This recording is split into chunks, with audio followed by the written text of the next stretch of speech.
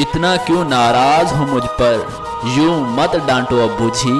मैं हूं नन्ना मुन्ना बच्चा, इतना तो जानो अब्बू जी। यूं मुझको मत डांटो अब्बू जी, तुम भी पहले बच्चे ही थे, ये मत भूलो अब्बू जी। नटखट भी मुझ जैसे ही थे, ये मत भूलो अब्बू जी। जिस दिन जिद फरमाई होगी दादा से और दादी से, उस दिन मार भी खाई होगी दादा से और दादी से। बचपन नाम शरारत का है, तुम भी समझो अब्बू जी। यूं मुझको मत डांटो अब्बू जी, शैतानी भी करते होंगे सच बतलाओ अब्बू जी। मनमानी भी करते होंगे सच बतलाओ अब्बू जी। तोड़ भी डाले होंगे तुमने खेल खिलौने चाचा के, और कभी कर डाले होंगे कपड़े गंदे दादा के।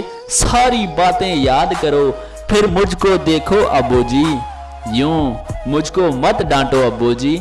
नागा भी हो जाती होगी हफ्ते में स्कूल कभी, पढ़ते पढ़ते रोज सबक को बैठे होंगे भूल कभी। टीचर जी ने गुस्सा होकर तुमको मुर्ग बनाया होगा, हंसते होंगे सब हम जोली, खूब मजा फिर आया होगा।